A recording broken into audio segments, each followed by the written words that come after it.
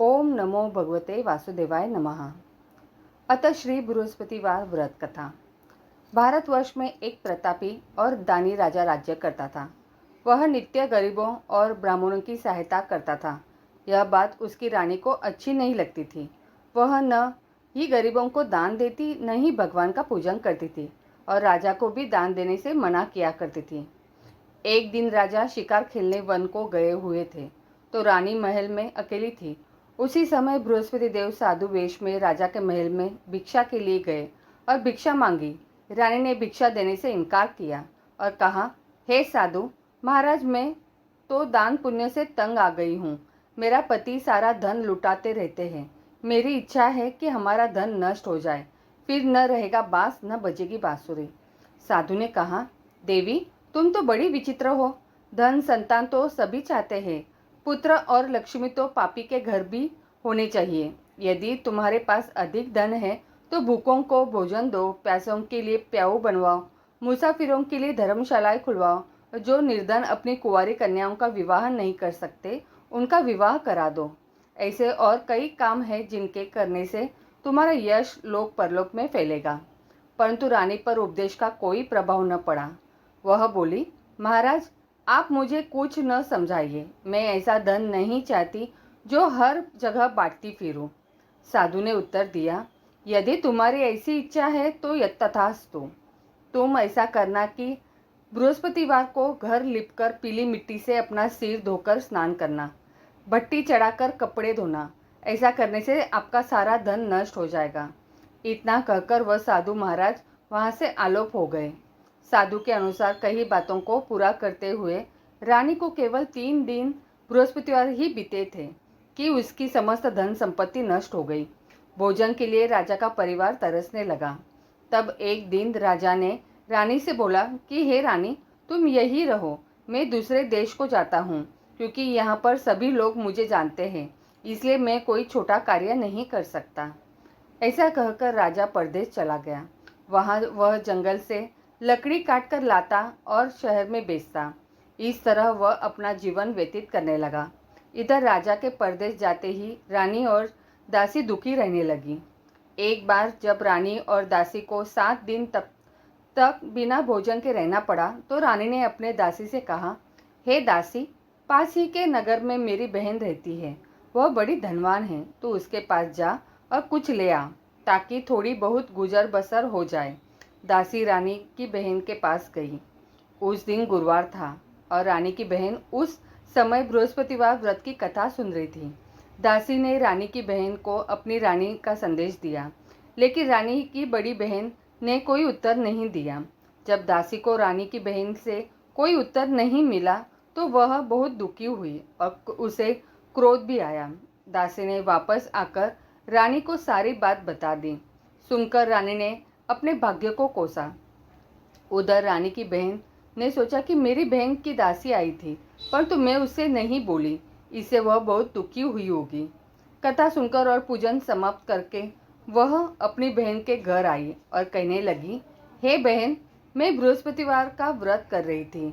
तुम्हारी दासी मेरे घर आई थी, परंतु जब तक कथा होती है तब तक न तो उठते हैं और न ही बोलते हैं, इसलिए मैं नहीं बोली। कहो दासी क्यों गई थी? रानी बोली, बहन तुमसे क्या छिपाऊं, हमारे घर में खाने तक को अनाज नहीं था। ऐसा कहते कहते रानी की आंखें भर आई। उसने दासी समेत पिछले 7 दिनों से भूखे रहने तक की बात अपनी बहन को विस्तार पूर्वक सुना दी। रानी की बहन बोली, देखो बहन, भगवान बृहस्पति देव सबकी मनोकामना को पूर्ण करते हैं। देखो शायद तुम्हारे घर में अनाज रखा हो। पहले तो रानी को विश्वास नहीं हुआ, पर बहन के आग्रह करने पर उसने अपनी दासी को अंदर भेजा तो उसे सचमुच अनाज से भरा एक घड़ा मिल गया।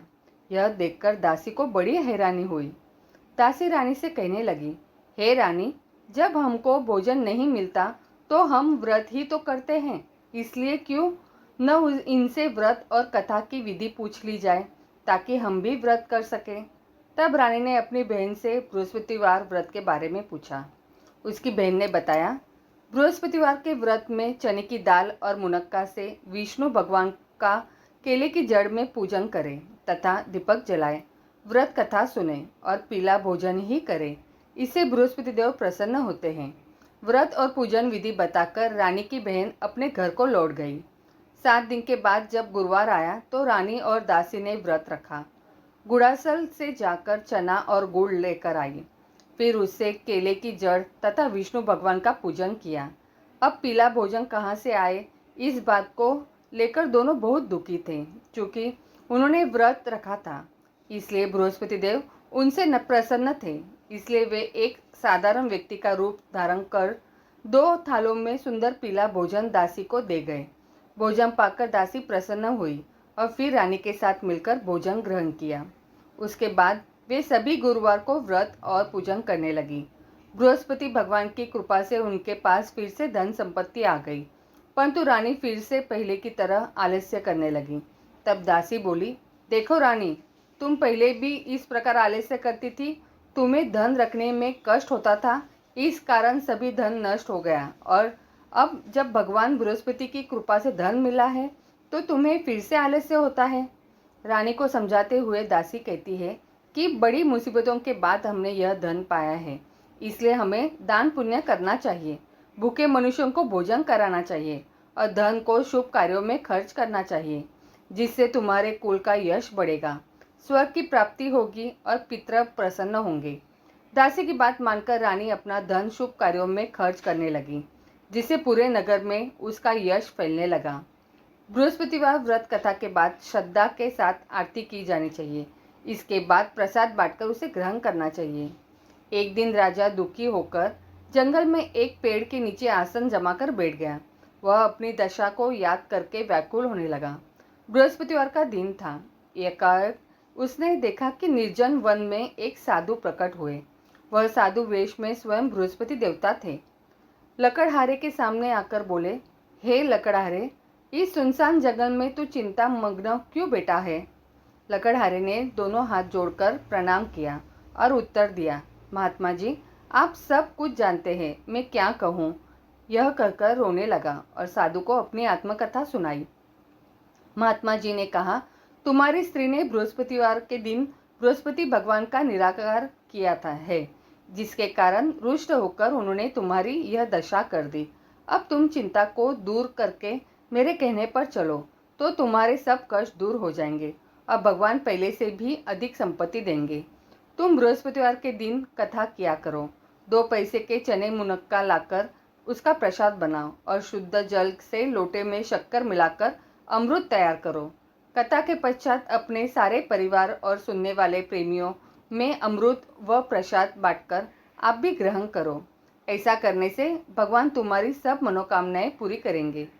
साधु के ऐसे वचन सुनकर लकड़हारा बोला, हे प्रभु, मुझे लकड़ी बेचकर इतना पैसा नहीं मिलता जिससे भोजन के उपरांत कुछ बचा सकूं। मैंने रात्रि में अपनी स्त्री को व्याकुल देखा है। मेरे पास कुछ भी नहीं जिससे मैं उसकी खबर मंगा सकूं। साधु ने कहा, हे लकड़हारे, तुम किसी बात की चिंता मत करो। बृहस्पति के दिन तुम रोजाना की तरह लकड़ियां लेकर शहर को जाओ। तुमको रोज से दुगुना धन प्राप्त होगा, जिससे तुम भली भांति भोजन कर लोगे तथा बृहस्पति देव की पूजा का सामान भी आ जाएगा। इतना कहकर साधु अंतर्ध्यान हो गए। धीरे धीरे समय व्यतीत होने पर ही वही बृहस्पतिवार का दिन आया। लकड़हारा जंगल से लकड़ी काटकर किसी शहर में बेचने गया। उसे उस दिन और दिन से अधिक पैसा मिला। राजा ने चना गुड़ आदि लाकर गुरुवार का व्रत किया। उस दिन से उसके सभी क्लेश दूर हुए। परंतु जब दोबारा गुरुवार का दिन आया तो बृहस्पतिवार का व्रत करना भूल गया। इस कारण बृहस्पति भगवान नाराज हो गए। उस दिन उस नगर के राजा ने विशाल यज्ञ का आयोजन किया था तथा शहर में यह घोषणा करा दी कि कोई भी मनुष्य अपने घर में भोजन न बनवाए, न आग जलाए। समस्त जनता मेरे यहाँ भोजन करने आवे। इस आज्ञा को जो न मानेगा उसे फांसी की सजा दी जाएगी। इस तरह की घोषणा संपूर्ण नगर में करवा दी गई। राजा की आज्ञानुसार शहर के सभी लोग भोजन करने गए, लेकिन लकड़हारा कुछ देर से पहुंचा, इसलिए राजा उसको अपने साथ घर लिवा ले गए और ले जाकर भोजन करा रहे थे तो रानी की दृष्टि उस खूंटी पर पड़ी जिस पर उसका हार लटका हुआ था। वह वहां पर दिखाई नहीं दिया। रानी ने निश्चय किया कि मेरा हार इस मनुष्य ने चुरा लिया है। उसी समय सिपाहियों को बुलाकर उसको कारागार में डलवा दिया। जब लकड़हारा कारागार में पड़ गया और बहुत दुखी होकर विचार करने लगा कि न जाने कौन से पूर्व जन्म के कर्म से मुझे यह दुख प्राप्त हुआ है, और उसी साधु को याद करने लगा जो कि जंगल में मिला था।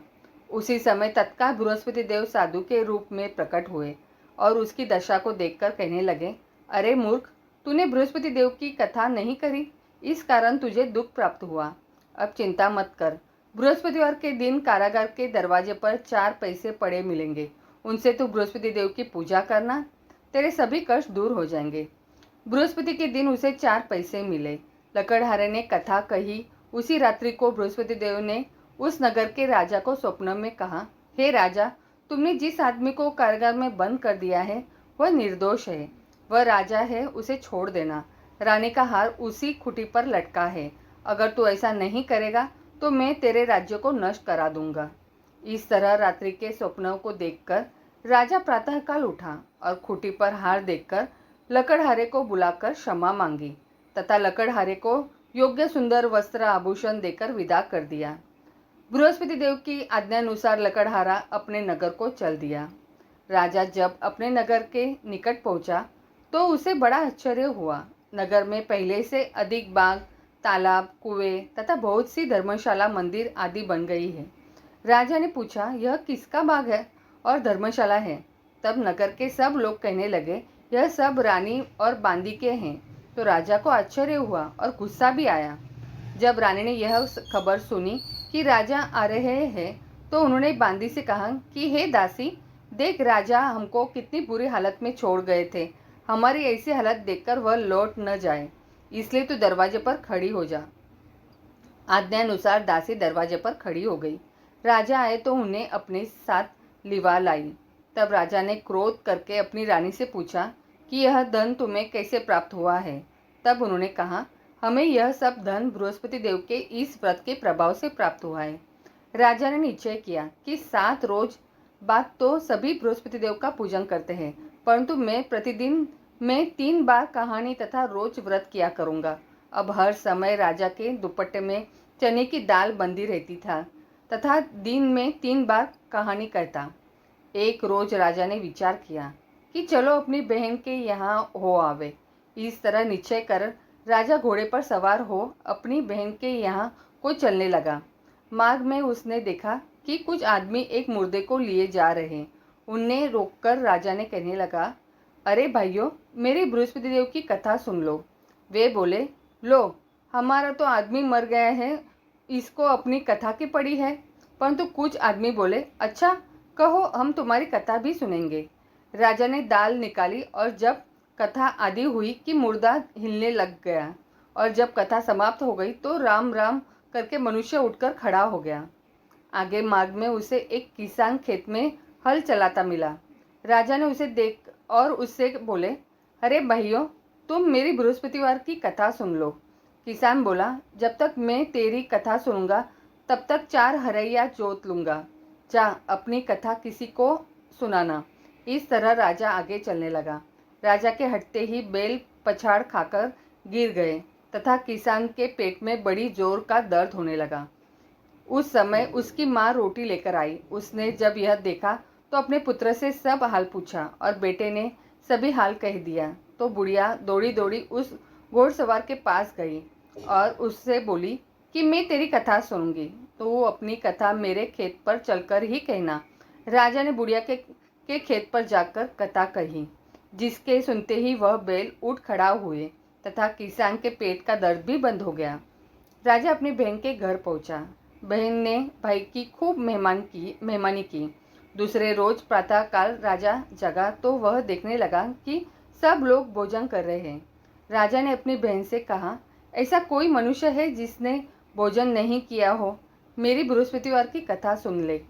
बहन बोली, हे भैया, यह देश ऐसा है कि पहले यहाँ लोग भोजन करते हैं, बाद में अन्य काम करते हैं। अगर कोई पड़ोस में हो तो देख आऊँ।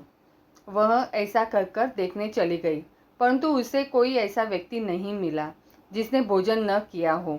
अंततः वह एक कुम्हार के घर गई जिसका लड़का बीमार था। उसे मालूम हुआ कि उनके यहाँ 3 रोज से किसी ने भोजन नहीं किया। रानी ने अपने भाई की कथा सुनने के लिए कुमार से कहा। वह तैयार हो गया। राजा ने जाकर बृहस्पतिवार की कथा कही, जिसको सुनकर उसका लड़का ठीक हो गया। अब तो राजा की प्रशंसा होने लगी। एक रोज राजा ने अपनी बहन से कहा कि हे बहन, हम अपने घर को जाएंगे, तुम भी तैयार हो जाओ। राजा की बहन ने अपनी सास से कहा। सास ने कहा, चली जा, परंतु अपने लड़के को मत ले जाना, क्योंकि तेरे भाई के कोई औलाद नहीं है। बहन ने अपने भैया से कहा, हे भैया, मैं तो चलूँगी, पर कोई बालक नहीं जाएगा। राजा बोला, जब कोई बालक नहीं चलेगा तब तुम ही क्या करोगी। बड़ी दुखी मन से राजा अपने नगर को लौट आया। राजा ने अपनी रानी से कहा, हम निर्वंशी हैं, हमारा मुँह देखने का धर्म नहीं है और कुछ भोजन आदि नहीं किया। रानी बोली, हे प्रभु, बृहस्पति देव ने हमें सब कुछ दिया है, वह हमें औलाद अवश्य देंगे। उसी रात को बृहस्पति देव ने राजा से स्वप्न में कहा, हे राजा, उठ, सभी सोच त्याग दे, तेरी रानी गर्भ से है। राजा की यह बात सुनकर बड़ी खुशी हुई। 9 महीने में उसके गर्भ से एक सुंदर पुत्र पैदा हुआ। तब राजा बोला, हे रानी, स्त्री बिना भोजन के रह सकती है, पर बिना कहे नहीं रह सकती। जब मेरी बहन आवे तुम उसे कुछ कहना मत। रानी से सुनकर हाँ कर दिया।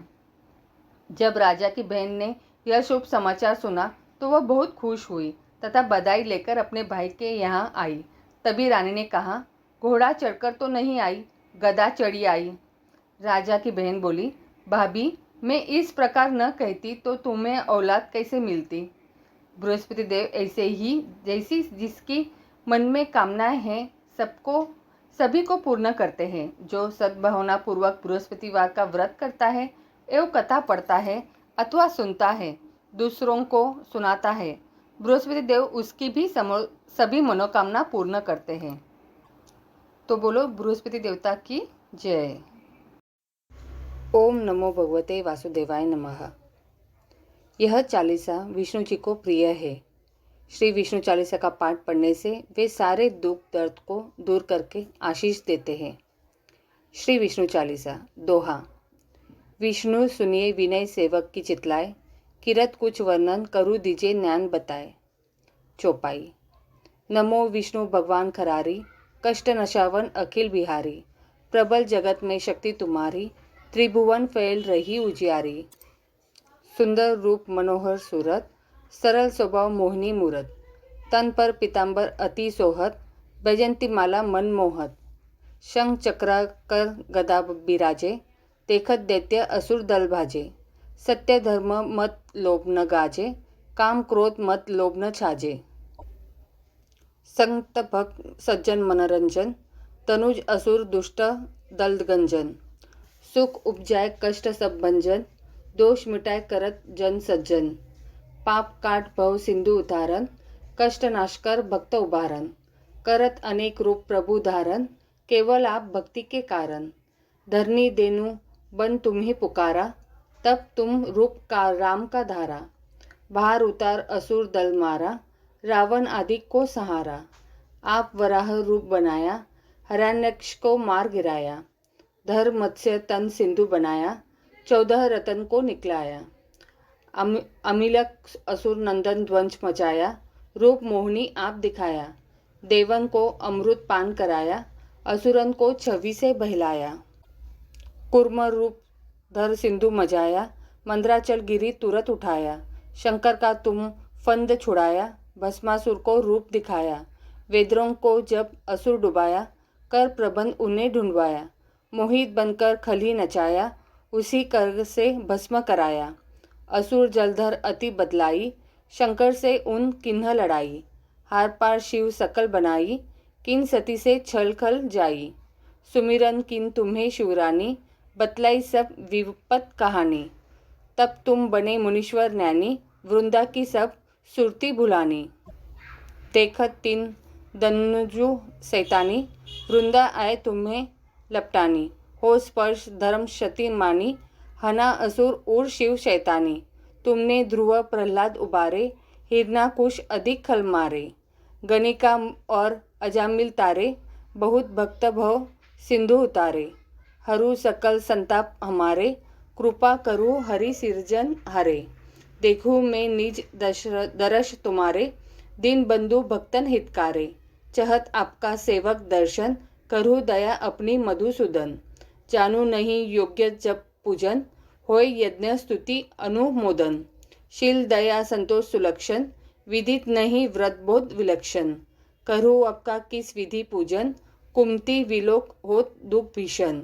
करूँ प्रणाम कौन विधि सुमिरन, कौन भांति में करूँ समर्पण।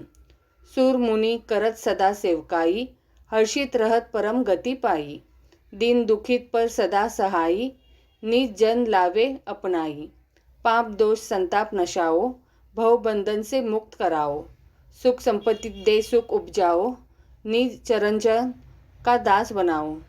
निगम सदा ये विनय सुनावे, पढ़े सुने जो जन सुख पावे। इति श्री चालीसा संपूर्ण।